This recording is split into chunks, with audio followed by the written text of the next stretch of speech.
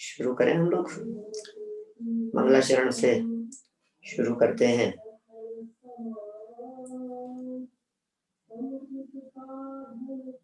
संयम और भी जो लोग हैं तो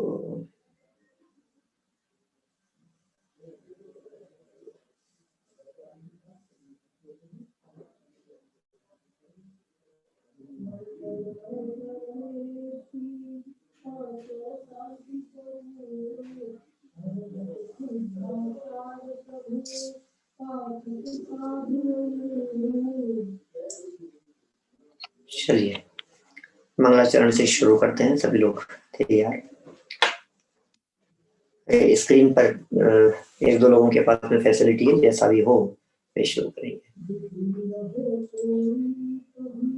जो एक शुद्ध विकार वर्जित अचल परम पदार्थ है, जो एक ज्ञायक भाव निर्मल नित्य निज परमार्थ है, जिसके दर्श वा जानने का नाम दर्शन ज्ञान है।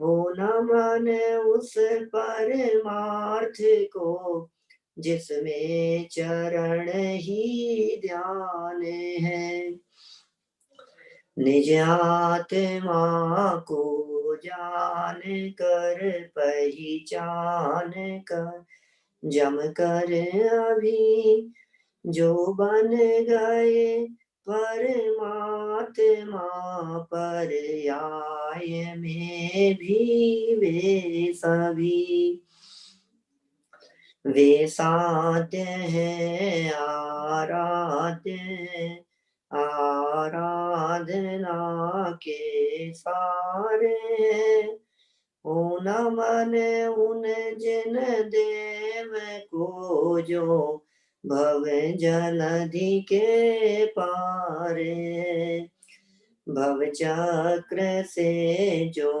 भव्य जन को सदा पार उतारती, जग जालमय एकांत को जो रही सदा नकारती,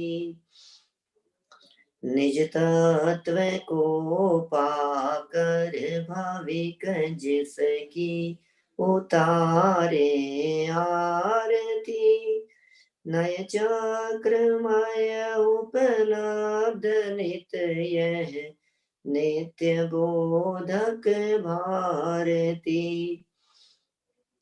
नय चक्र के संचार में जो चतुर है प्रतिबुद्ध है, भव चक्र के संहार में जो प्रति समय सन्नद्ध है, निज आत्मा की साधना में निरत तन मन नगन है, भव्य जन के शरण जिनके चरण उनको नमन है, कर कर नमन निज भाव को जिन जिन गुरु जिन वचन को निज भाव निर्मल करन को, जिन वर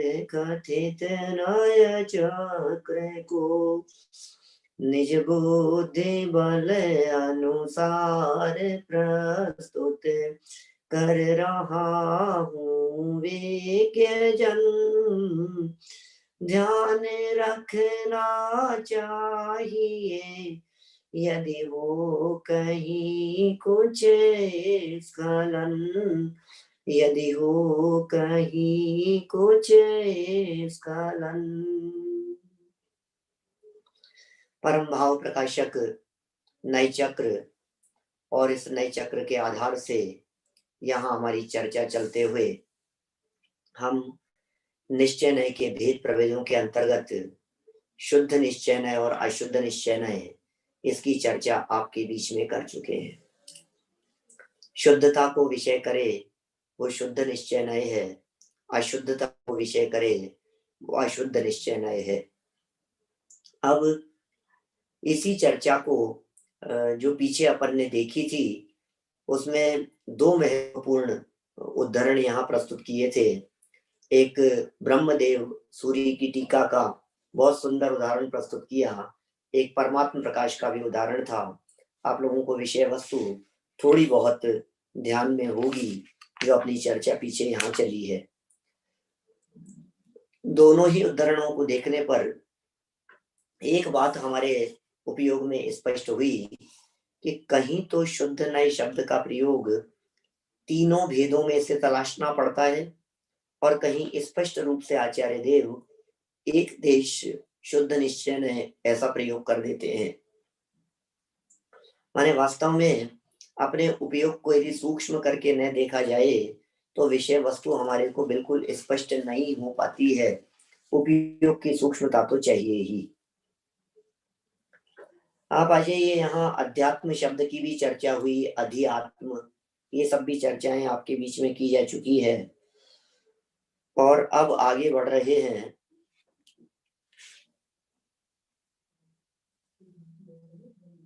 पेज नंबर 83, लास्ट पैराग्राफ में अध्यात्म शब्द की जो चर्चा की है उसी में थोड़ा नीचे देखिए आप,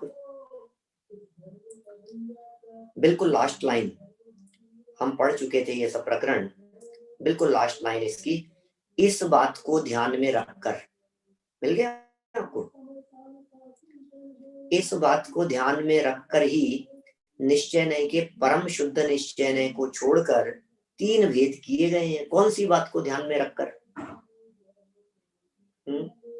कि पर द्रव्य के गुण पर्यायों से अभिन्न और पर के गुण पर्यायों से भिन्न, पर द्रव्य का अपने परिणाम में कुछ भी हस्तक्षेप नहीं होता।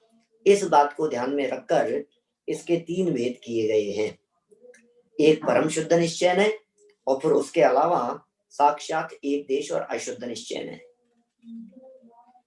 देखिए, परम शुद्ध निश्चय नय तो निश्चय था और बाकी तीन को व्यवहार कह देना ये किसी भी प्रकार से अनुचित नहीं है, यह बात भी पहले की जा चुकी है। और निश्चय व्यवहार नयों की परिभाषाओं में जो बात स्पष्ट की जा चुकी है उसे एक बार पुनः यहाँ पढ़ रहे हैं। देखिए जरा, मूल से पढ़ता हूँ, पेज नंबर 84, पहला पॉइंट। ज्यादा डिटेल नहीं करेंगे, इन तीनों बिंदुओं की चर्चा हम काफी पहले आपके बीच में कर चुके हैं। एक ही द्रव्य के भाव को उस रूप ही कहना निश्चय नय है, और उपचार से उक्त द्रव्य के भाव को अन्य द्रव्य के भाव स्वरूप कहना व्यवहार नय। स्पष्ट होगी बात? माने जिसकी चर्चा चल रही है उसकी बात कहना ये निश्चय नय है, और चर्चा तो चल रही है किसी और की और कहें किसी और का तो व्यवहार नय। भाई खीर की चर्चा चल रही है और लड्डू की मिठास बीच में ले आए तो व्यवहार नय हो गया, है ना? चर्चा चल रही है प्रधानमंत्री जी की और आप मुख्यमंत्री को साथ में ले आए तो ये व्यवहार नय हो गया। चर्चा तो चल रही है जीव की और आप शरीर आदि के माध्यम से समझा रहे हो तो व्यवहार हो गया। पुद्गल की चर्चा चल रही है और जीव की सापेक्षता से समझा रहे हो तो व्यवहार हो गया। चर्चा चल रही है धर्म द्रव्य की और जीव पुद्गल को चलने में सहयोगी ऐसा कह दिया तो व्यवहार नहीं हो गया। माने धर्म द्रव्य की चर्चा धर्म द्रव्य के आधार पर हो, जीव की चर्चा जीव के निजी भाव के आधार पर हो, लेकिन एक ही द्रव्य के भाव को उस रूप ही कहना ये निश्चय है, जिसका जो भाव था। माने भाव माने कीमत नहीं है, भाव माने उसके गुण धर्म है। और उपचार से उक्त द्रव्य के भाव को अन्य द्रव्य के भाव स्वरूप कहना ये व्यवहार नहीं हो गया, उसको दूसरे के भाव स्वरूप कह दिया ये व्यवहार नहीं का कथन हो गया। ठीक है, अब दूसरा पॉइंट, जिस द्रव्य की जो परिणति हो उसे उसी की कहना निश्चय नय है, और उसे अन्य द्रव्य की कहने वाला व्यवहार नय। पहले भाव की बात कर दी, फिर परिणति की बात कर दी। भाव की बात करने में गुणधर्म ले लिए, परिणति की बात करने में अवस्थाएं ले ली, परिणमन ले लिया।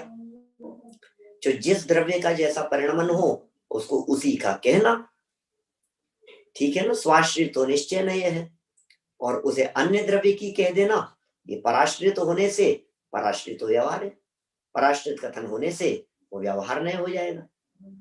फिर तीसरा बिंदु देखिए, थर्ड में क्या कहते हैं यहाँ, व्यवहार नए स्वद्रव्य को, परद्रव्य को, वे उनके भावों को, वे कारण कार्यादिक को किसी को किसी में मिलाकर निरूपण करता है। निश्चय ने उन्हीं को यथावत निरूपण करता है, किसी को किसी में नहीं मिलाता। क्या माने, तीन बातें हो गई यहाँ। ये जो तीसरे नंबर वाली परिभाषा है, ये मैंने याद करने के लिए भी कहा था, शाश्वत याद भी कर ली होगी तुमने, और भी जो हमारे विद्यार्थी वर्ग दिख रहे हैं सबने इन परिभाषाओं को याद भी कर लिया होगा। तीसरे नंबर वाली परिभाषा याद करने योग्य, एक बार दिखा दीजिए वापस 3 नंबर वाली परिभाषा को। बहुत महत्वपूर्ण पंक्तियां हैं ये। व्यवहार नए स्वद्रव्य को, परद्रव्य को, माने स्वद्रव्य परद्रव्य को, एक को हटा दो बीच में, तो स्वद्रव्य परद्रव्य को, उनके भावों को, या कारण कार्यादिक को किसी को किसी में मिलाकर निरूपण करता है। ये व्यवहार नए का काम है। कैसे मिलाता है स्वद्रव्य परद्रव्य को? अरे यार, मैं बोल रहा हूं ना संजीव गोदा तुम्हारे से, क्या ये टोडरमल जी के वाक्य हैं? मैं बोल रहा हूं ना संजीव गोदा, तुमने दो द्रव्यों को मिला दिया, शरीर और आत्मा को। ये जो नाम है, ये नाम शरीर का था और तुमने अपना कह दिया। माने ये दो इंद्रिय जीव है, तो आपने क्या किया, दो इंद्रिय पने को जीव के साथ में मिला करके जीव को दो इंद्रिय कह दिया। दो द्रव्यों को मिला करके कथन हो गया। स्वद्रव्य परद्रव्य को, उनके भावों को मिला करके कथन कर देते हैं, है ना। भावों को मिला करके कथन करते हैं, मैं कितना गोरा हूं, मैं कितना काला हूं, ये भाव है ना। गोरा काला है, मोटा पतला है, आवाज की चर्चा है, शब्दों की चर्चा है, तो ये सब हैं तो पुद्गल के। जो पुद्गल के गुण धर्म थे उन्हें जीव के कह दिया, जो जीव के गुण धर्म थे उन्हें पुद्गल का कह दिया। शास्त्र में ज्ञान भरा है, गूगल में ज्ञान भरा है, आजकल तो कंप्यूटर में तो भाई साहब अथाह ज्ञान है। तो ज्ञान जीव का भाव था, उसे हमने कंप्यूटर का कह दिया, तो उनके भावों को मिला दिया एक दूसरे में। ऐसे कारण कारण कार्यादिक को, कारण कार्यादिक के अंदर तो मिलावट दिन रात चलती रहती है। मैंने पैसा कमाया, मैं बोलता हूं, मैंने समझाया, है ना, मैंने ये किया, मैंने वो किया, ये सब कारण कार्य के संदर्भ में तो भूल है। और क्या है, बहुत बड़ी भूल है इस जीव की। कर्ता कर्म के संदर्भ में पूरा का पूरा चैप्टर लिखना पड़ा कुंदकुंदाचार्य देव को इस बात को समझाने के लिए। कर्ता कर्म अधिकार महान भूल है। ये कारण कार्यादिक को किसी में मिलाता है। मैं किसका कारण हूं, कौन सा मेरा कार्य है, कौन सी चीज किसमें कारण बन रही है ना, एक दूसरे को कारण बतलाना। घड़ा बनने का कर्ता कुम्हार को कहना, ये कारण कार्यादिक के अंदर मिलावट चल रही है। मैंने कितना अच्छा समझाया आपको। तो भैया, समझ तो सकता हूं लेकिन समझा नहीं सकता। समझना ज्ञान का काम है और समझाना ये वाणी का काम है। तो वाणी का काम समझाना, ये मेरा काम नहीं हो सकता है। और मैंने कहा कि मैंने समझाया, तो इस तरह से सारे काम में थोड़े बहुत एग्जाम्पल दिए हैं, लगा लेना गुरु से ज्ञान होता है, ये कारण कार्यादिक को मिला करके कथन कर रहा है। तो बहुत बातें हो सकती है इस तरह की। तो स्वद्रव्य परद्रव्य को, उनके भावों को और कारण कार्यादिक को किसी में मिलाकर निरूपण करता है, ये व्यवहार नय है। और निश्चय नय उन्हीं का यथावत निरूपण करता है, किसी को किसी में नहीं मिलाता। निश्चय नय में मिलावट का काम नहीं है, जो जैसा है वैसा करता है। चलिए, ये तो मूल परिभाषाएं हो गई। इन बातों को तो दिमाग में रखना है। इन बातों को दिमाग में रखे बिना आप आगे बढ़ेंगे तो गड़बड़ हो जाएगी। ध्यान दीजिए, आगे बढ़ते हैं। अपनी पर्यायों से अभिन्नता तन्मयता, पर्यायों से अभिन्नता तन्मयता, एवं पर पदार्थों से भिन्नता दिखाना ही निश्चय नय के उक्त तीन भेदों की मुख्य पहचान है। उक्त तीन भेद कौन कौन से? अशुद्ध निश्चय नय, एक देश शुद्ध निश्चय नय और शुद्ध निश्चय नय। निश्चय नय की मुख्य पहचान है। निश्चय नय को पहचानिए आप कि साहब कैसे पहचाने निश्चय नय को? कि पर से भिन्नता की चर्चा चल रही है माने निश्चय नय है। पर से भिन्न बता रहा है माने निश्चय नय है। अपनी पर्यायों, ध्यान दीजिए क्या लिख रहे हैं, अपनी पर्यायों से अभिन्नता। 84 है पेज नंबर, इसके पिछले वाला पेज है। अपनी, और नीचे आ जाए वापस, अपनी पर्यायों से अभिन्नता तन्मयता। द्रव्य अपनी पर्यायों से अभिन्न है, द्रव्य अपनी पर्यायों से तन्मय है। एवं पर पदार्थों से भिन्नता दिखाना, क्या? अपनी पर्यायों से अभिन्नता दिखाना तन्मयता, और पर से भिन्नता दिखाना ये निश्चय नय के तीन पर्यायों से तन्मयता। राग पर्याय से तन्मयता, आंशिक निर्मल पर्याय से तन्मयता, पूर्ण निर्मल पर्याय से तन्मयता। अच्छा, मैं आपसे पूछता हूं कि द्रव्य में पर्याय माने जीव द्रव्य की मुख्यता से बात कर रहे हैं, जीव द्रव्य में कितने प्रकार की पर्याय हो सकती है? पर्यायों से अभिन्नता की बात कर रहे हैं ना, जीव द्रव्य में पर्याय कौन कौन सी हो सकती है बतलाइए। बोले या तो राग द्वेष आदि पर्याय होगी, विकारी पर्याय होगी, या सम्यक दर्शन ज्ञान चारित्र वाली पर्याय होगी, छद्मस्तों की, या फिर केवल ज्ञान वाली पर्याय होगी, पूर्ण ज्ञानियों की। तो माने कुल मिलाकर के मोटे मोटे तौर पर यदि इस जीव की पर्यायों को बांटा जाए तो हम तीन भागों में बांट सकते हैं पर्यायों को। एक तरफ ले लिया विकारी पर्याय, दूसरी तरफ ले लिया छद्मस्तों की निर्मल पर्याय, और तीसरी जगह पर ले लिया केवल ज्ञानियों की पूर्ण विकसित पर्याय। तीन के अलावा चौथी पर्याय नहीं हो सकती है। पर्याय ही तीन प्रकार की होगी। जीव की पर्यायों की बात कर रहा हूं, असामान्य जातीय द्रव्य पर्यायों की नहीं, मिलावट वाली पर्यायों की चर्चा नहीं है। तीन ही पर्याय हो सकती है। और बोले उन तीनों पर्यायों से जो अभिन्नता दिखाई है, अभिन्नता दिखाएंगे ये निश्चय नहीं हो जाएगा, भिन्नता दिखाएंगे वो व्यवहार के खाते में चला जाएगा।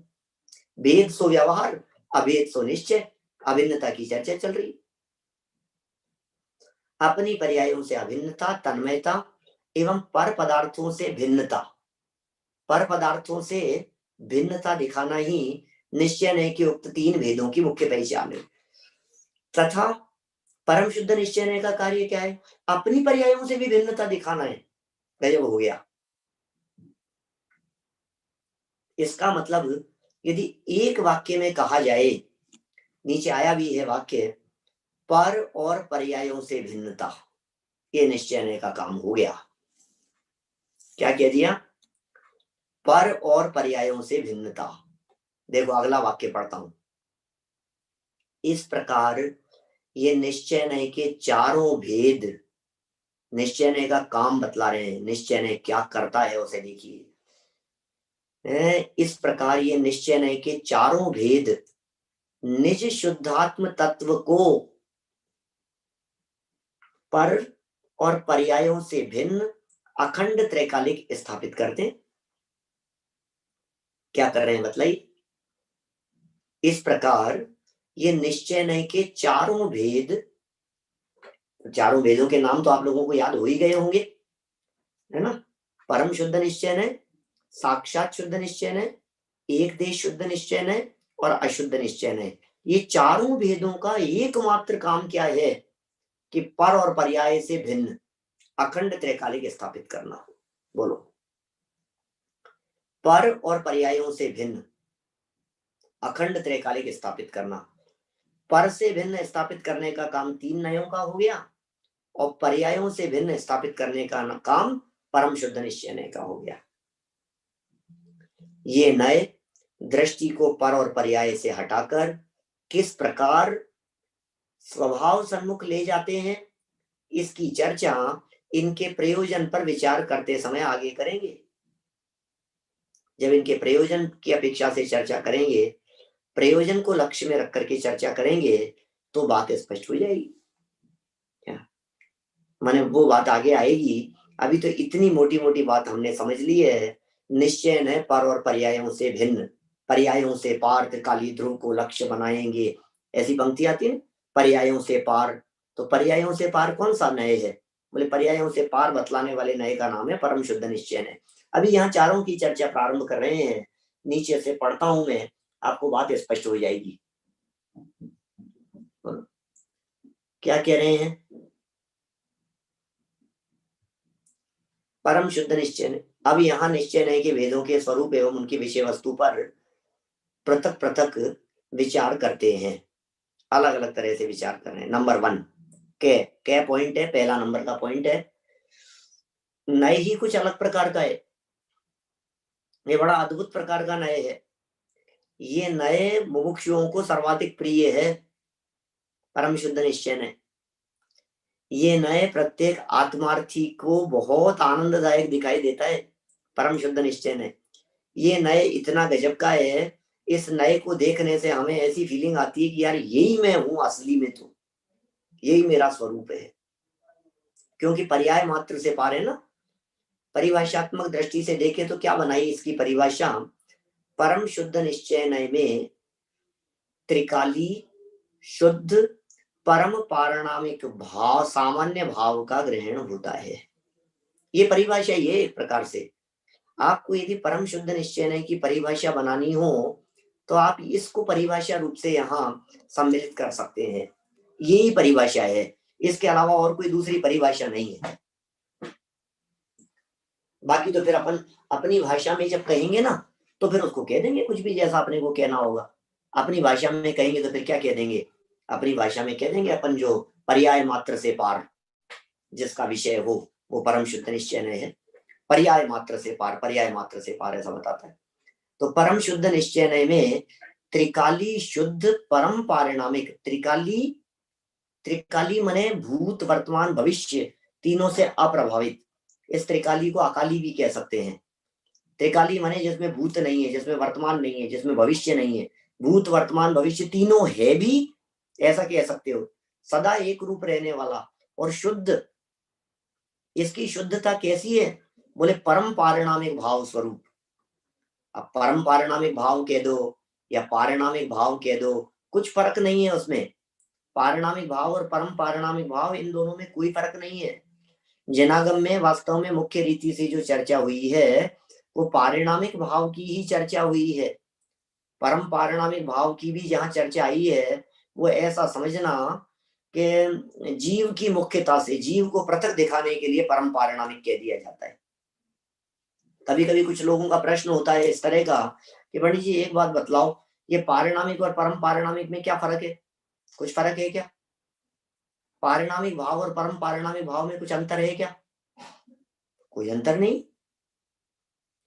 भाई। भाव तो 5 ही कहे हैं ना शास्त्रों में। औपशमिक क्षायिको भावो मिश्रस्य जीवस्य स्वतत्व औदैहिक पारिणामिक होचे। औपशमिक, क्षायिक, क्षायोपशमिक, औदैहिक और पारिणामिक। अभी परम पारिणामिक कौन सा भाव है? ये छठा है क्या कोई? भाव 6 थोड़ी ने, 5 ही तो हैं।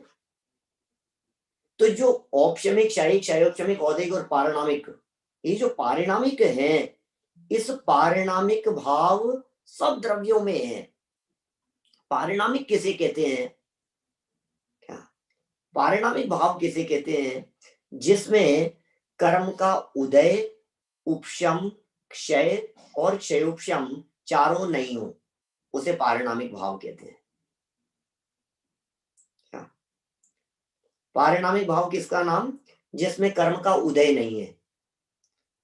उदय से होने वाला भाव औदैहिक, उपशम से होने वाला औपशमिक, क्षय से होने वाला क्षायिक और क्षय और उपशम से होने वाला क्षयोपशमिक।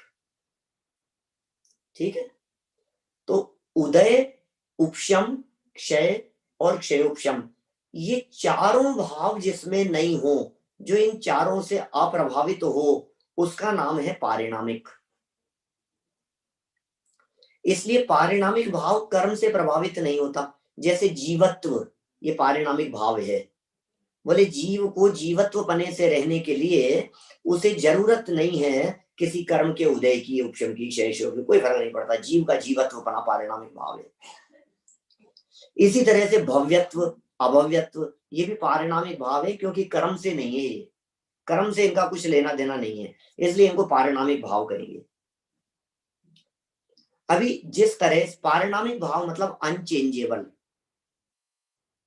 पारिणामिक भाव में बदलाव नहीं होता, पारिणामिक भाव में परिवर्तन नहीं होता, पारिणामिक भाव त्रिकाल एक रूप रहता है, पारिणामिक भाव सदा काल एक रूप रहने वाला भाव है, वो पारिणामिक भाव है।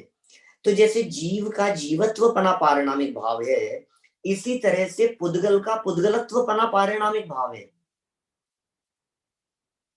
पुद्गल का पुद्गलत्व पना ये उसका पारिणामिक भाव है। धर्म द्रव्य का धर्मत्व पना ये पारिणामिक भाव है। अधर्म द्रव्य का अधर्मत्व पना ये उसका पारिणामिक भाव है। कभी नहीं बदलेगा वो। पुद्गल अनादि काल से अनंत काल तक पुद्गल ही रहेगा। धर्म द्रव्य अनादि काल से अनंत काल तक धर्म ही रहेगा। जीव अनादि अनंत धर्म जीव ही रहेगा, ये उसका पारिणामिक भाव है। तो फिर अब ये परम पारिणामिक क्या लिखा है भाई साहब यहाँ पर? ये परम पारिणामिक क्या चीज है?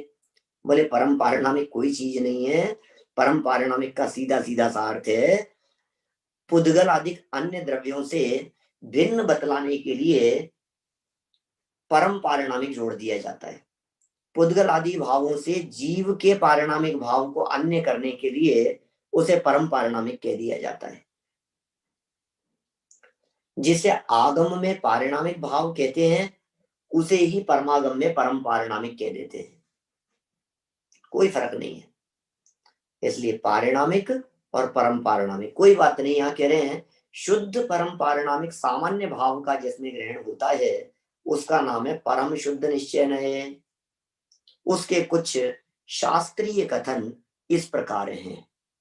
शास्त्रों के प्रमाण यहाँ प्रस्तुत किए हैं। एक नियम सार का प्रमाण प्रस्तुत किया और एक पंचाष्टिकाय का प्रमाण प्रस्तुत किया, जहां शास्त्र में आचार्य ने परम शुद्ध निश्चय नय ऐसा या शुद्ध निश्चय नय ऐसे शब्द का प्रयोग किया है। देखिए नीचे 1 नंबर का पॉइंट परम शुद्ध निश्चय नय के लिए स्वरूप स्पष्ट करेंगे। अभी सिर्फ परिभाषात्मक दृष्टि से पढ़ रहे हैं अपन, है ना। आगे इनकी डिटेलिंग और विस्तार से होगी। पहला पॉइंट है यहाँ शुद्ध निश्चयेन सहज ज्ञानादि परम स्वभाव गुणानामाधार भूतत्वात् कारण शुद्ध जीव है। वाह, नियम सार का कथन है। 9वीं गाथा की संस्कृत टीका है। कारण शुद्ध जीव की चर्चा कर रहे हैं। ये कारण शुद्ध क्या होता है? ये शुद्धता का कारण है शुद्ध निश्चय से। वहां आचार्य देव ने शुद्ध निश्चय शब्द का प्रयोग किया।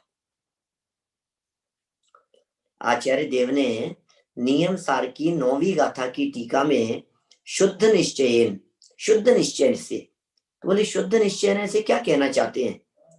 बोले शुद्ध निश्चय से सहज ज्ञान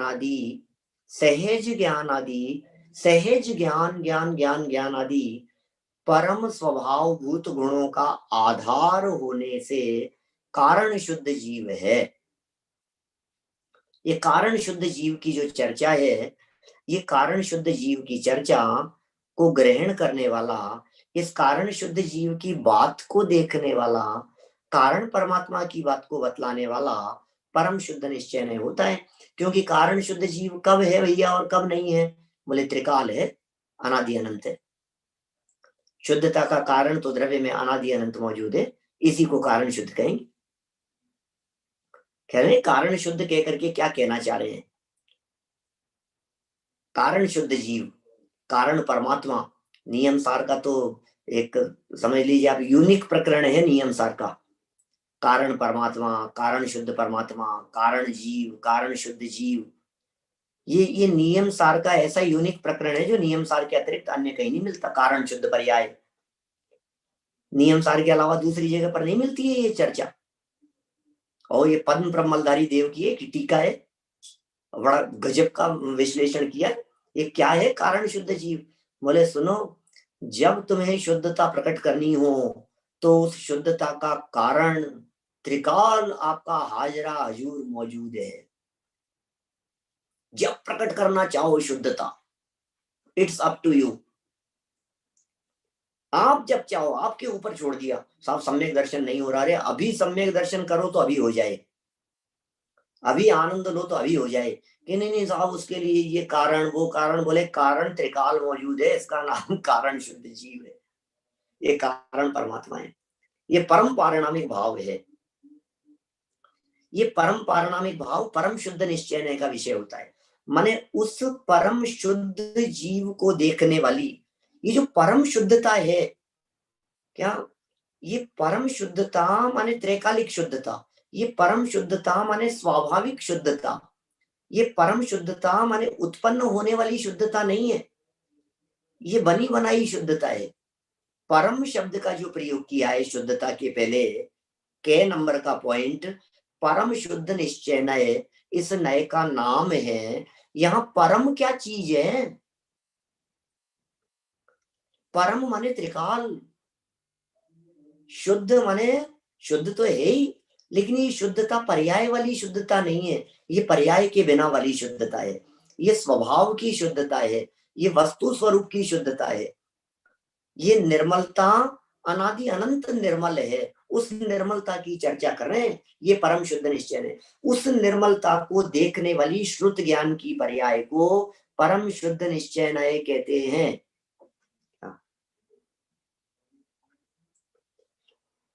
नय तो ज्ञान की पर्याय है, नय तो श्रुत ज्ञान की पर्याय है, श्रुत ज्ञान की पर्याय को नय कहते हैं।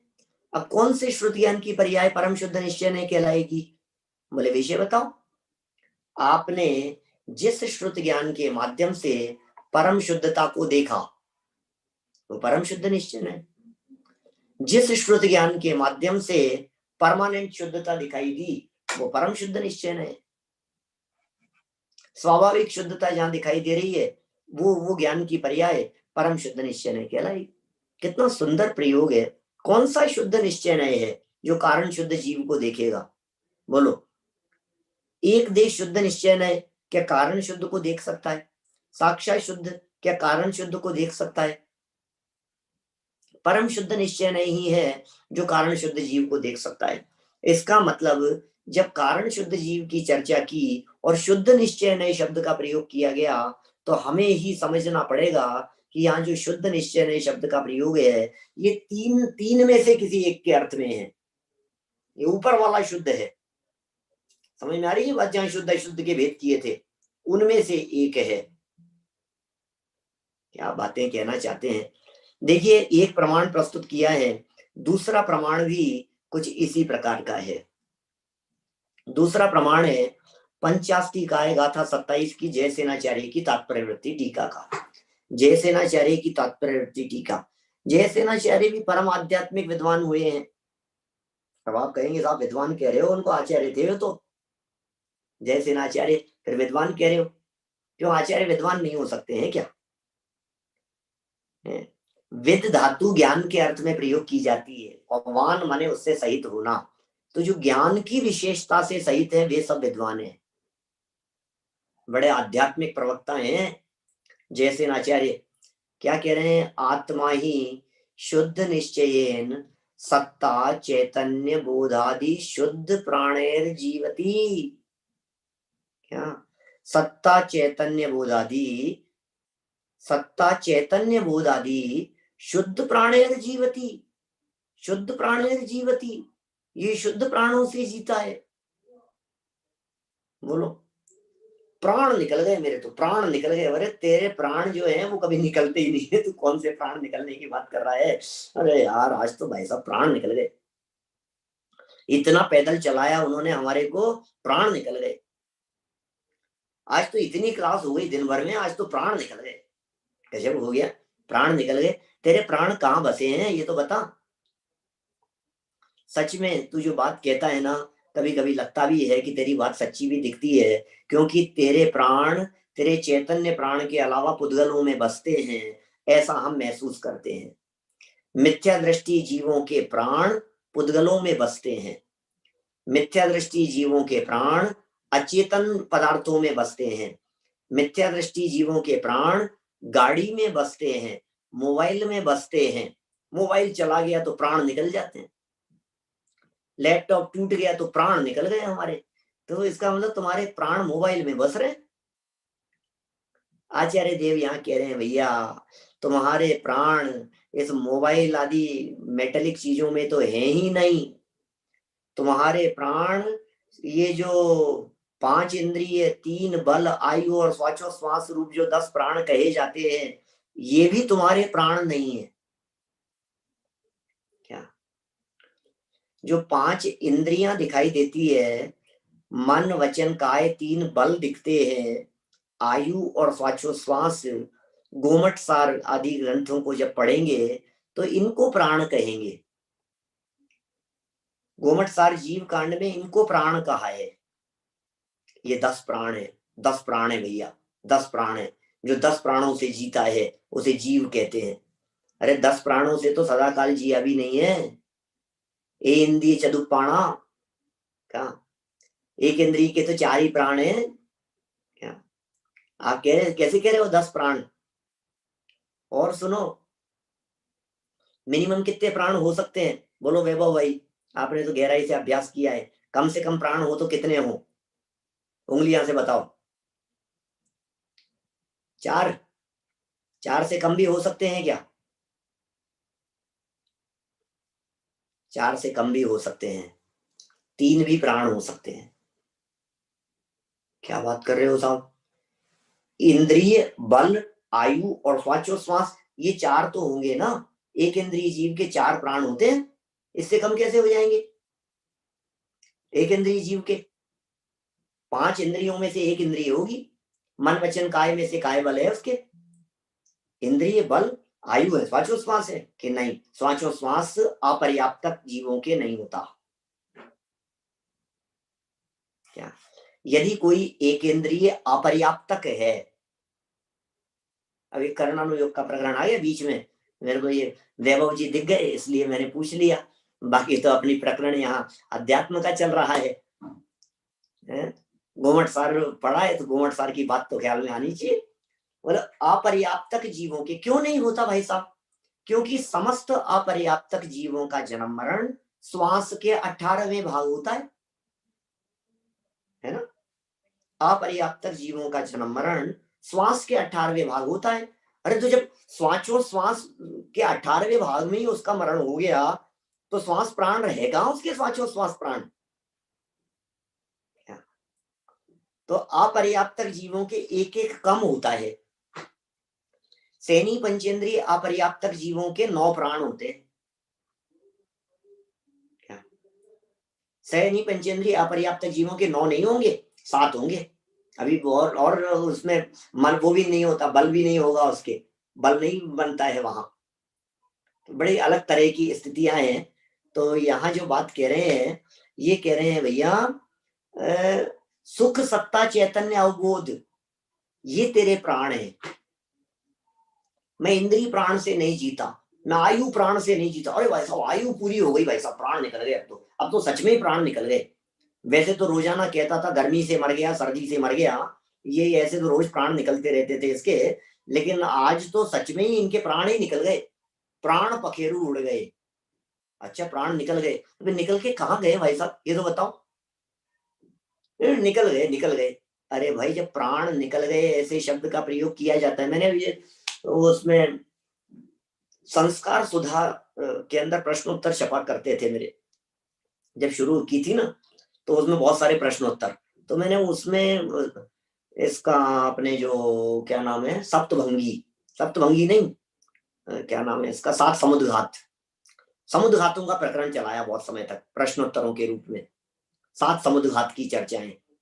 तो वहां बीच बीच में कुछ इस तरह की चर्चाएं उठाई मैंने। प्राण निकल गए, दुनिया प्राण शब्द का प्रयोग जीव के अर्थ में भी करती है। प्राण निकल गए इनके, अब डेड बॉडी बची है, तो क्या निकला कि आत्मा निकल गया। आत्मा के निकलने को क्या कह रहे हैं? प्राण निकल गए। तो कभी तो आत्मा के लिए प्राण शब्द का प्रयोग होता है लोक व्यवहार में, बोलचाल की भाषा में, और कभी 10 प्राणों के अर्थ में प्राण शब्द का प्रयोग होता है। ये द्रव्य प्राण कहलाते हैं, और जो सुख सत्ता चैतन्य अवबोध जो प्राण है ये भाव प्राण कहलाते हैं। तो शुद्ध निश्चय से ये जीव भाव प्राणों से जीता है। इसका मतलब शुद्ध निश्चय से देखो तो ये जीव भाव प्राण से रहित कभी भी नहीं होता है, क्योंकि ये परम शुद्ध निश्चय का विषय बतला रहे हैं, और जो परम शुद्ध निश्चय का विषय होता है वो तो त्रिकाली होता है। परम शुद्ध निश्चय का जो विषय होता है वो तो अनचेंजेबल होता है, उसमें तो कोई परिवर्तन ही नहीं हो सकता है। इसका मतलब परम शुद्ध निश्चय के विषय को तो बदला नहीं जा सकता है, विषय नहीं बदल सकता, हमेशा ही रहेगा, ये तो रहेगा ही रहेगा। लक्षण है, लक्षण क्या जीव का लक्षण है, सुख सत्ता चैतन्य अवबोध। इन्हीं प्राणों से ये जीव जी रहा है, इसका जीवन इन्हीं प्राणों से चल रहा है, ये परम शुद्ध निश्चय नय है। तो बड़ा सुंदर नय है। अभी हमने कुछ खास चर्चा परम शुद्ध निश्चय के बारे में नहीं की है, हम साक्षात की चर्चा को भी यहाँ आपके बीच में आज ले रहे हैं, और कल बाकी के 2 नयों की चर्चा को भी लेंगे, और फिर परसों से जब प्रश्नोत्तरों की चर्चा प्रारंभ होगी तो इन एक एक नयों के संदर्भ में विशेष खुलासे होंगे प्रश्नोत्तरों के माध्यम से।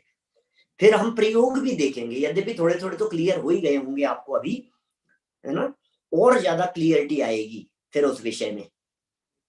अभी देखिए दूसरा पॉइंट हो गया, ये 2 बिंदुओं की चर्चा हो गई यहाँ। शुद्ध निश्चय से जीव सत्ता चैतन्य व ज्ञान आदि शुद्ध प्राणों से जीता है। शुद्ध प्राणों से की इसमें भी शब्द बड़ा मार्मिक है, शुद्ध प्राणैर जीवती, जैसे आचार्य देते हैं शुद्ध प्राणैर जीवती, तो इसका मतलब अशुद्ध प्राण भी होते हैं क्या?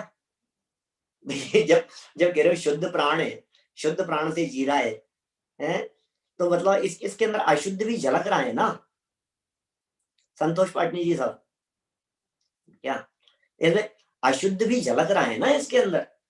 हाँ अशुद्ध प्राण भी, बोले वो क्या होता है? बोले अशुद्ध प्राणों से जीने वाला फिर वो अशुद्ध जीव है, उसकी बात नहीं है यहाँ। परम शुद्ध में शुद्ध प्राणों से जीने वाले की बात है। चलिए 2 नंबर पॉइंट पर आते हैं। 2 नंबर मतलब खे, खे मतलब निश्चय का दूसरा भेद, निश्चय के दूसरे भेद की बात देखिए। निरुपाधिक, निरुपाधिक गुण गुणी को अभेद रूप विषय करने वाला शुद्ध निश्चय या साक्षात शुद्ध निश्चय है, ये इसकी परिभाषा हो गई। क्या कह दिया? निरूपाधि गुण गुणी को अभेद रूप विषय करने। देखो अभेद इंपॉर्टेंट वर्ड है यहाँ। अभी जब नीचे उतर करके एक देश की चर्चा करेंगे तो वहां भी उसमें अभेदता ले लेंगे, और नीचे चलेंगे तो अशुद्ध निश्चय की जहां चर्चा करेंगे वहां भी अभेदता की तरफ हम आपका ध्यान आकर्षित करेंगे। अभेद इंपॉर्टेंट है, लेकिन किसके साथ में? बोले निरूपाधि, उपाधि रहित, ठीक है ना। निरूपाधि गुण गुणी को अभेद रूप बतलाने वाला, विषय करने वाला, ये शुद्ध निश्चय है या साक्षात शुद्ध निश्चय है। दोनों प्रकार की बातें यहाँ लागू हो गई, शुद्ध निश्चय या साक्षात शुद्ध निश्चय। एक सेकंड, 1 मिनट, मुझे कुछ काम आ गया है, 1 मिनट। आप इसको पढ़िए यहाँ से विषय को, मैं 1 मिनट आता हूँ। किसी को आप चर्चा कर सकते हैं अनम्यूट करके। वैभव जी आप देखिए, 1 मिनट आया मैं।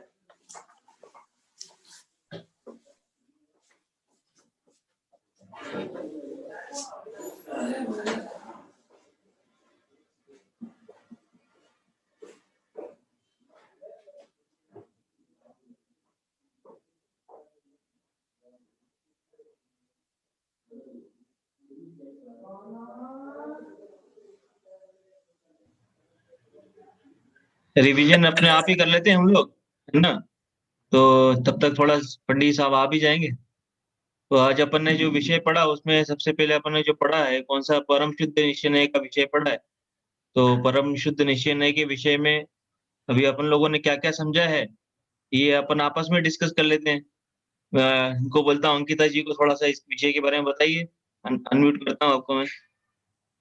जो अभी आपन ने जो अभी पढ़ा वो बताइए ना थोड़ा सा।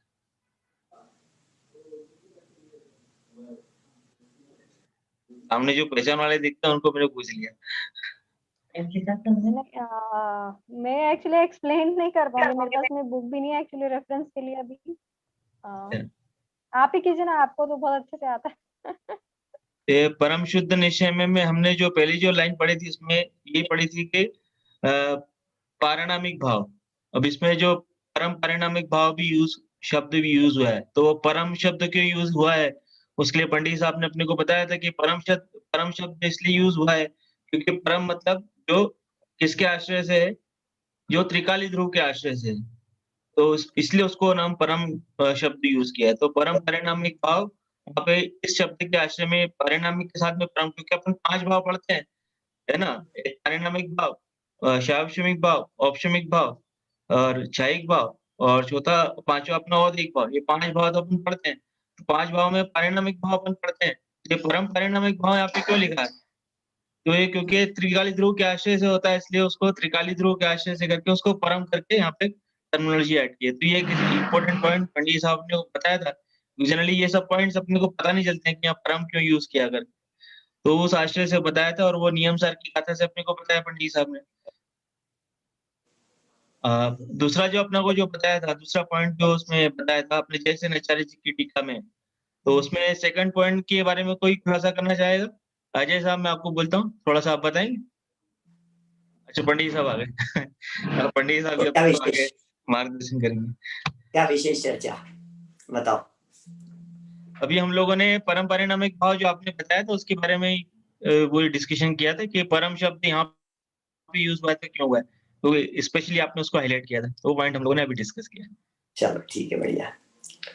देखो यहाँ अपनी जो चर्चा चल रही है, इस चर्चा में साक्षात शुद्ध निश्चय के स्वरूप को और देख लेते हैं अपन। साक्षात शुद्ध निश्चय क्या कह रहा है, इसका विषय क्या है साक्षात शुद्ध निश्चय का। अगर निरूपादि गुणगुणी को अभेद रूप विषय करने वाला, निरूपादि का मतलब विकार नहीं है, निरूपादि मतलब उपाधि नहीं है, निरूपादि मतलब राग की उपाधि नहीं है, विकार की उपाधि नहीं है, माने पूर्ण विकसित दशा हो गई है। ऐसी पूर्ण विकसित पर्यायों को जो विषय करे, ऐसे पूर्ण विकसित पर्यायों के साथ में द्रव्य को जो अभेद बताए, उसका नाम क्या है? शुद्ध निश्चय में या साक्षात शुद्ध निश्चय में। जैसे जीव को शुद्ध केवल ज्ञानादि रूप कहना, अब ये बात आ गई इसके अंदर, जीव को शुद्ध केवल ज्ञानादि रूप कहना पूर्ण विकसित पर्याय है। मैं इसको क्या कहते हैं, इसको अपन पूर्ण विकसित पर्याय ले लो, कोई बात नहीं, केवल ज्ञानादि सहित कह दो।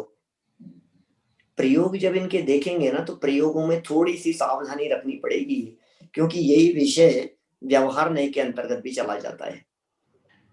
जब भेद देखते हैं तो व्यवहार में चला जाता है, जब अभेद देखते हैं तो निश्चय नय के अंतर्गत आ जाता है। जैसे जीव को शुद्ध केवल ज्ञानादि रूप कहना, यह नए आत्मा को क्षायिक भावों से अभेद बताता है। ये हो गई क्लियर बात। क्षायिक भावों से अभेद बताता है तथा उन्हीं का कर्ता भोक्ता भी कहता है। इस विषय को स्पष्ट करने वाले अनेक कथन उपलब्ध होते हैं। क्या कहते, अब ये नीचे इन्होंने 3 प्रमाण प्रस्तुत किए हैं इसी बात को बतलाने के लिए, लेकिन इसमें 2 बातें यहाँ ध्यान देने योग्य है। एक तो निरूपादि गुणगुणी को अभेद बताने वाली, और दूसरा क्षायिक भावों से अभेद बताने वाली। और यदि इन दोनों को भी एक ही कहना हो तो हम ये कह सकते हैं क्षायिक भाव भी निरूपादि है ना, क्योंकि क्षायिक भाव को भी निरूपादि रूप देखा गया है। निरूपादि मतलब निर्मल कहो आप उसको, पूर्ण निर्मल, 100% जहां निर्मलता आ गई है। क्षायिक भाव जो है, ये क्षायिक भाव 100% निर्मल है। क्षायिक सम्यक दृष्टि जीव सिद्ध भगवान जैसा है। क्षायिक सम्यक दृष्टि जीव की श्रद्धा और सिद्ध भगवान की श्रद्धा में रंच मात्र फर्क नहीं है। माने दर्शन मोह के क्षय हो जाने की अपेक्षा से वो जो सम्यक दर्शन हुआ, वो क्षायिक सम्यक दर्शन चौथे गुण स्थान वाले को क्षायिक सम्यक्त्व की अपेक्षा से सिद्धों के समान देखा जाता है। उसे भी निरूपाधि कहेंगे यहाँ। तो निरूपाधि गुणगुणी को अभेद विषय करने वाला एक ये बात हो गई, और दूसरा एक शायिक भावों से अभेद बतलाने वाला है, ठीक है। तथा उन्हीं का कर्ता भोक्ता भी कहता है। इस विषय को स्पष्ट करने वाले अनेक कथन उपलब्ध होते हैं, जैसे, चलिए पहला पॉइंट पढ़ते हैं यहाँ पर। शुद्ध निश्चयेन केवल ज्ञानादि शुद्ध भावः स्वभावा भन्यन्ते। क्या कह रहे हैं? शुद्ध निश्चयेन, शुद्ध निश्चय से केवल ज्ञानादि शुद्ध भावः स्वभावा भन्यन्ते। क्या कह दिया भाई साहब? माने कितने झमेले दिखेंगे आपको। पॉइंट आप ध्यान दीजिएगा, मैं आपको हाईलाइट करना चाहता हूं आपके उपयोग की एकाग्रता के लिए, कि परम शुद्ध निश्चय में भी परम शब्द का प्रयोग नहीं था। ध्यान दिया था आपने? दो जो प्रमाण प्रस्तुत किए थे, दोनों प्रमाणों में शुद्ध निश्चयन, शुद्ध निश्चयन इन्हीं शब्दों का प्रयोग था। और ये जो साक्षात शुद्ध के जो तीन प्रमाण दिख रहे हैं यहाँ, इन तीनों में भी पहले पॉइंट में देखो शुद्ध निश्चयन, दूसरे पॉइंट में भी शुद्ध निश्चय नयन, पहले में शुद्ध निश्चयन, दूसरे में शुद्ध निश्चय नयन, तीसरे में शुद्ध निश्चय नया पुनः शुद्ध निश्चय नयात पुनः। तो शुद्ध निश्चय निशुद्ध निश्चय कह रहे हैं, आपने साक्षात कैसे लगा दिया कि भाई साक्षात शुद्ध निश्चय को शुद्ध निश्चय भी कहते हैं, इसलिए ऐसा ऐसा चक्कर है। देखो जरा बात क्या कहना चाह रहे हैं यहाँ, सुनिए क्या है। ये कह रहे हैं शुद्ध निश्चय से केवल ज्ञानादि शुद्ध भाव जीव के स्वभाव कहे जाते हैं। जीव के स्वभाव कह दिए इनको, केवल ज्ञानादि को, शुद्ध भावों को जीव का स्वभाव कह दिया जाता है। माने स्वभाव जैसे ही दिखाई देते हैं। केवल ज्ञानादि, केवल ज्ञानी आत्मा है, केवल ज्ञानी आत्मा है, माने परमात्मा को देखने वाला नय है साक्षात शुद्ध निश्चय है। इस साक्षात शुद्ध निश्चय से भगवान को देखा जाता है। इस साक्षात शुद्ध निश्चय से क्षायिक भाव वालों को देखा जाता है। इस साक्षात शुद्ध निश्चय से क्षायिक सम्यक दृष्टियों को देखा जाता है। इस साक्षात शुद्ध निश्चय से समझिए पूर्ण सुखी, पूर्ण ज्ञानी, वीतरागी, ये सब कथन इस साक्षात शुद्ध निश्चय के होते हैं। दूसरा कथन देखिए, दूसरे में क्या कहते हैं? शुद्ध निश्चय नयेन निरुपाधि स्फटिकवत समस्त रागादि विकल्पोपाधि रहितम। शुद्ध निश्चय से निरुपाधि स्फटिक मणि के समान आत्मा समस्त रागादि विकल्प की उपाधि से रहित है। बोलो क्या करें? शुद्ध निश्चय से माने वही साक्षात शुद्ध निश्चय से कैसा है यह आत्मा? निरुपाधि स्फटिक मणि। अब निरुपाधि स्फटिक मणि कैसा होगा बताओ? निरुपाधि स्फटिक मणि तो ट्रांसपेरेंट है, और निरुपाधि के अंदर कलर कौन सा दिखाई दे रहा है उसमें? कोई भी नहीं। कलर दिखेगा तो निरुपाधि कैसा दिखेगा उसे? तो निरुपाधि का मतलब तो उसमें कोई कलर नहीं है। ऐसे निरुपाधि स्फटिक मणि के समान आत्मा समस्त रागादि विकल्प की उपाधि से रहित है। आत्मा में राग की कोई उपाधि नहीं है संभव। माने राग की उपाधि से रहित कब दिख रहा है? जब साक्षात शुद्धता प्रकट हो गई है। 10वें गुण स्थान तक तो राग का सद्भाव है, साक्षात शुद्ध निश्चय ने देख नहीं सकता है। ज्ञान की अपेक्षा से अपूर्णता 11वें 12वें गुण स्थान में भी, भले ही पूर्ण वितरागता हो गई हो, लेकिन अल्पज्ञ है अभी 11वें 12वें गुण स्थान में। तो अभी अभी यहाँ क्या देखना है? यहाँ राग की उपाधि, कषाय की उपाधि, विकार की उपाधि, सर्व प्रकार की उपाधि से रहित साक्षात शुद्ध निश्चय नहीं है। समस्त रागादि विकल्प की उपाधि से रहित, ये उसका विषय है। मन निरुपाधि देखना है, जैसा पहले कहा था उसी तरह का यहाँ भी जानना चाहिए, है ना। एक मिनट, तीसरा और पढ़ लेते हैं, फिर आपकी जो जिज्ञासाएं होगी उनको फिर लेंगे अपन। तीसरा पॉइंट भी पढ़ लो। शुद्ध निश्चय नयात पुनः शुद्धम अखंडम केवल ज्ञान दर्शन द्वयम जीव लक्षणमिति। शुद्ध निश्चय से शुद्ध, अखंड, केवल ज्ञान और केवल दर्शन, ये दोनों जीव के लक्षण हैं। माने जीव केवल ज्ञान स्वरूप ही दिखाई देता है, जीव अल्पज्ञ दिखता ही नहीं है, जीव में राग दिखता ही नहीं है। जैसे आपको ध्यान होगा साक्षात शुद्ध निश्चय से ये रागादि किसके हैं? प्रच्छामो वयम था ना ऐसा। तो कहा भैया स्त्री पुरुष संयोगोत्पन्न पुत्र इव है, नहीं, साक्षात शुद्ध निश्चय से स्त्री पुरुष संयोग रहित पुत्रस्येव शुदा हरिद्रा संयोग रहित रंग विशेषस्येव तेषाम उत्पत्तिरेव नास्ति कथमुत्तरम पृच्छामि। बोलो कथमुत्तरम, कैसे उत्तर देंगे? साक्षात शुद्ध निश्चय से तो रागादि की उत्पत्ति नहीं है। साक्षात शुद्ध निश्चय से रागादि किसके कहें? बोलो साक्षात शुद्ध निश्चय से बताओ सब रागादि किसके हैं? अरे अशुद्ध निश्चय से उन्हें जीव के कह दिया, शुद्ध निश्चय से उन्हें कर्म के कह दिया। शुद्ध निश्चय की दृष्टि से देखा तो बोले कर्म के हैं, अशुद्ध निश्चय से देखा तो बोले जीव के हैं। और साक्षात शुद्ध निश्चय से बताओ तो बोले कैसे उत्तर देवे, वो तो दिखाई नहीं देते। कहने का मतलब ये है कि साक्षात शुद्ध निश्चय से रागादि भाव विषय ही नहीं बनते, दिखाई ही नहीं देते, यहाँ ये कहना चाहते हैं। तो इस तरह से साक्षात शुद्ध निश्चय और परम शुद्ध निश्चय के विषय की थोड़ी चर्चा हमने आपके बीच में की है। कोई जिज्ञासा हो तो आप जरूर सामने रखें। बोलो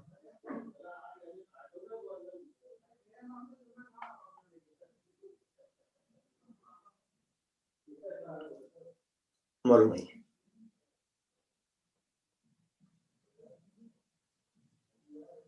अनम्यूट किया जाए। ये जो सेकंड पॉइंट लिया था तो उसको परम शुद्ध निश्चय में भी तो ले सकते हैं ना। कौन सा वाला? निरूपाधि, जैसे निरूपाधि स्फटिक मणि के समान आत्मा समस्त रागादि से रहित, तो ठीक इसको बात, हमने बिल्कुल इसको परम शुद्ध निश्चय में भी ले सकते हैं, लेकिन ये परम शुद्ध निश्चय में आएगा, ये रागादि विकल्प उपाधि से रहित देख रहे हैं ना, इसलिए इसको साक्षात में लिया है। यदि इसको समस्त पर्याय मात्र से पार देखते तो परम शुद्ध निश्चय में ले लेते, लेकिन है ना। क्योंकि अभी राग की उपाधि से रहित साक्षात केवल ज्ञान देखा, राग की उपाधि से रहित वीतरागी देखा। अभी जो त्रिकाल स्वभाव है वो त्रिकाल स्वभाव तो रागी भी नहीं और वीतरागी भी नहीं, अल्पज्ञ भी नहीं और सर्वज्ञ भी नहीं, है ना। ऐसा ऐसा परम शुद्ध निश्चय का विषय है, इसलिए इसको यहाँ इन्होंने रागादि से रहित पने को देख करके इसमें लिया है। लेकिन जो स्फटिक मणि का जो उदाहरण है, इस स्फटिक मणि को परम शुद्ध निश्चय में लेते हैं अपन, क्योंकि परम शुद्ध निश्चय जैसा विषय बताता है त्रिकाल, स्फटिक जैसी निर्मल है त्रिकाल निर्मल, वैसा विषय होता है, तो कोई दिक्कत नहीं है उसमें। दृष्टि का भेद है, बस देख नजरिए का भेद है और कुछ नहीं है। पंडित साहब मेरा एक प्रश्न था कि जैसे शायिक सम्यक दर्शन या श्रद्धा गुण की पूर्ण विकसित पर्याय हो गई, केवल ज्ञान ज्ञान गुण की पूर्ण विकसित पर्याय हो गई। अभी श्रद्धा गुण की पूर्ण विकसित पर्याय में जैसे हम लोग बोलते हैं कि अवगाढ़ सम्यक या परम अवगाढ़ सम्यक, तो अवगाढ़ सम्यक तो ये ज्ञान गुण की तो अपूर्ण होगी इसके अंदर, क्योंकि श्रुत केवली है। देखिए क्या है, अवगाढ़ परम अवगाढ़ सम्यक वगैरह है ना, ये जो भेद किए हैं ये भेद ही अलग अपेक्षाओं से किए हैं। अभी जो सम्यक दर्शन के 3 भेदों की चर्चा चलती है ना, औपशमिक, शायिक, शायोपशमिक, तो ये जो शायिक सम्यक दर्शन है वो शायिक सम्यक दर्शन पूर्ण निर्मल सम्यक दर्शन को कहते हैं। अभी वो निमित्तों की मुख्यता से कथन किए जाते हैं वहां, ऐसा भी कह सकते हैं अपन, अवगाढ़ परम अवगाढ़ को मिला सकते हैं। यदि इनका कंपैरिजन करें ना, शैलियां अलग अलग है, वो चरणानुयोग प्रधान शैली के अंदर 10 भेद किए गए हैं। आज्ञा मार्ग सूत्र उपदेश और संक्षेप बीज उत्पन्न अर्थज विस्तारज अवगाढ़ परम अवगाढ़ कहा सम्यक। आत्मानुशासन में लिखा है, गुणभद्राचार्य देव ने एक ही चंद में 10 के नाम गिनाए, तो बोले ये सब चरणानुयोग की दृष्टि से आज्ञा सम्यक्त्व, मार्ग सम्यक्त्व, सूत्र, उपदेश, बीज, ये सब जो सम्यक्त्व कहे, उन्हीं में आगे चल करके अवगाढ़ और परम अवगाढ़ सम्यक्त्व कह दिया। तो ये सब निमित्तों की अपेक्षा से जो भेद किए हैं वो भेद हैं वो, और उनमें भेद कर देते हैं निर्मलता की दृष्टि से कि भाई और निर्मल हो गया तो उसको अवगाढ़ था, परम अवगाढ़ कह दिया। ऐसे मैंने किसी से पूछा था तो उन्होंने बोला कि अवगाढ़ सम्यक्त्व तो श्रुत केवली हैं। हाँ। तो श्रुत केवली के जो सम्यक सहायक सम्यक जैसी श्रुत केवली है, उनको जो सम्यक तो उनको अवगाढ़ सम्यक बोलेंगे, और केवली भगवान जो उनके जो परम अवगाढ़ बोलेंगे। हाँ बिल्कुल, तो निमित्तों की मुख्यता से कथन कर दिया ना। अच्छा। परावलंबन कथन हो गया ना, वहां अपेक्षा की दृष्टि से उन्हें बांट करके ये कथन किए गए हैं। मतलब उसको ज्ञान गुण की अपेक्षा से कंपैरिजन किया, मतलब ज्ञान। वास्तव में सम्यक दर्शन तो श्रद्धा गुण की पर्याय है। हाँ बराबर। अब श्रद्धा गुण की पर्याय को ज्ञान सापेक्ष देखना तो व्यवहार का कथन हो गया।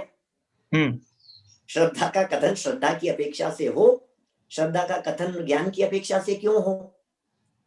तो श्रद्धा के कथन को ज्ञान की अपेक्षा से देखना, तो ये निमित्त प्रधान कथन हो गया। जैसे आज्ञा सम्यक्त्व, मार्ग सम्यक्त्व, सूत्र, सारे इनकी सब खूब चर्चाएं आई है। टोडरमल जी ने भी 9वें अध्याय के अंदर शुरू की, 4-5 की परिभाषाएं उन्होंने दी, फिर कुछ लिख नहीं सके, बोले आगे लिखेंगे, अधूरा छूटा हुआ है, ऐसा उनकी मूल प्रति में 9वें अध्याय में। तो ये अलग एंगल से हैं, वो सब में निमित्त दिखेंगे आपको, लक्षणों की दृष्टि से, बीज की दृष्टि से, वो कैसे उत्पन्न हुआ, उत्पत्ति की दृष्टि से, तो इन दृष्टियों से उनमें भेद किए हैं, वो अलग है। और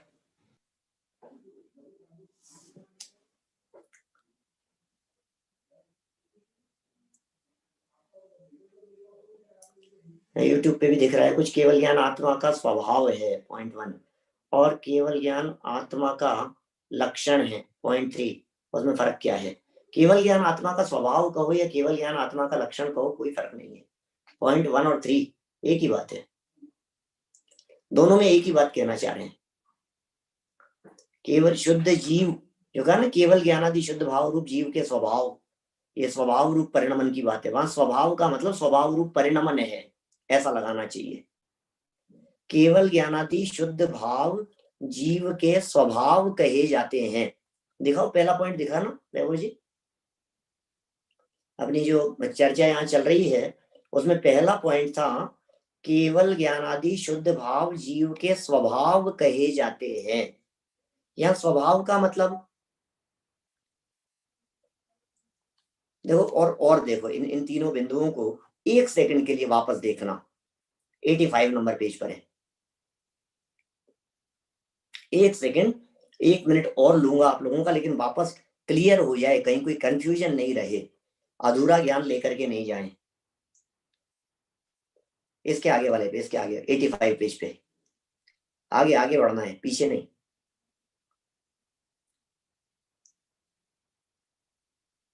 और नीचे, हाँ ये देखिए, शुद्ध निश्चय नय से केवल ज्ञानादि शुद्ध भाव जीव के स्वभाव कहे जाते हैं। स्वभाव का अर्थ स्वभाव रूप परिणमन है। केवल ज्ञानादि स्वभाव रूप जहां परिणमन हो गया है वो साक्षात शुद्ध निश्चय नय का विषय है। अब देखो, अब तीसरे पॉइंट में देखो, दूसरे में भी क्या लिखा, निरूपादि स्फटिक मणि के समान। तो निरूपादि स्फटिक मणि के समान माने उपाधि जिस स्फटिक मणि से निकाल दी गई है, ऐसा लगाइए। निरूपादि के अंदर सारा चक्कर है, जैसा भी प्रश्न किया था ना आपने, ये सारा चक्कर निरूपादि से है। एक तो जिसमें उपाधि थी नहीं, उपाधि है नहीं, उपाधि होगी नहीं, तब तो परम शुद्ध निश्चय में चला गया। और एक जिसमें से उपाधि को हटा दिया गया है, तो उपाधि के हटने पर जो निरूपाधिपना प्रकट हुआ वो साक्षात शुद्ध निश्चय का विषय। पॉइंट ख्याल में आ रहा है क्या कह रहे हैं? इसी तरह से तीसरे बिंदु में क्या कहा, दोनों जीव के लक्षण है, केवल ज्ञान और केवल दर्शन, ये दोनों जीव के लक्षण है। शुद्ध नय से शुद्ध अखंड केवल ज्ञान और केवल दर्शन, ये दोनों जीव के लक्षण है। तो यहाँ जो लक्षण शब्द का प्रयोग किया गया है, ये उन जीव के लक्षण की चर्चा चल रही है। माने यहाँ हमारे को जीव जो दिख रहा है वो केवल दर्शन और केवल ज्ञान वाला ही जीव दिखाई दे रहा है, और कुछ दिख ही नहीं रहा है। राग आदि है ही नहीं, मति शुद्ध ही नहीं। जिस व्यक्ति को केवल ज्ञान और केवल दर्शन वाला ही जीव दिख रहा है, वो साक्षात शुद्ध निश्चय नहीं कि चश्मे वाला जीव है, ये कह रहे हैं अवनीश भाई। साक्षात शुद्ध निश्चय नहीं के चश्मे वाला जो जीव होगा, उसे मति श्रुत ज्ञान वाला जीव दिखेगा ही नहीं, उसे अवधि मने पर ये ज्ञान वाला जीव नहीं दिखेगा, उसे रागी द्वेषी जीव नहीं दिखाई देगा। तो उस शुद्ध निश्चय नहीं की दृष्टि से तो जीव का लक्षण बोले केवल ज्ञान केवल दर्शन ही दिख रहा है, मुझे तो यही जीव दिख रहा है। तो साक्षात शुद्ध निश्चय नहीं की दृष्टि से वो केवल ज्ञान केवल दर्शन वाला उसे जीव का लक्षण कहा गया, नए की दृष्टि से वो लक्षण बनाया गया है। जी साहब, ये अपना जो लक्षण और लक्षणाभास में अपन जो पढ़ा था, जो आपने बताया था, हाँ तो अभी ये तो केवल ज्ञान और केवल दर्शन ये जो हो गया, हाँ, तो अभी ये जो अभाव जीव के अव्याप्ति तो दोष होता ही नहीं आएगा, है, अव्याप्ति दोष आएगा, अव्याप्ति दोष है। बिल्कुल अव्याप्ति दोष है। लेकिन शुद्ध निश्चय नहीं बतला दिया, साक्षात शुद्ध निश्चय नहीं, तो अव्याप्ति दोष के निराकरण के लिए साक्षात शुद्ध निश्चय ने लगा दिया। नए लगाते ही दोष का निराकरण हो गया ना। क्या भाई, हमने जो लक्षण बनाया वो हमने हमारे चश्मे से देख करके हमें जिसको देखना है उसका लक्षण बनाया है। तो हमें जिस जीव को पकड़ना है उस जीव का लक्षण केवल ज्ञान केवल दर्शन है, साक्षात शुद्ध निश्चय नहीं के चश्मे से इसके अलावा कुछ दिखता ही नहीं है, परिपूर्णता हो गई उसकी। ये सब नयों के खेल हैं बड़े गजब के। चलिए, तो अपन ने यहाँ 2 नए आज देखे हैं और शेष 2 नयों की चर्चा कल करते हुए इस चर्चा को अपन पूरा कर लेंगे। और कुछ जिज्ञासा यदि हो तो फिर कल करेंगे चर्चा उनकी। आज का समय हो गया है अपना। जन्माष्टमी निज निधि निज में बताई, यह अनंत उपकार है, उसके लिए जिन वाणी माँ को वंदना शत बार है, वंदना शत बार है। 9 बार नमोकार मंत्र। नमो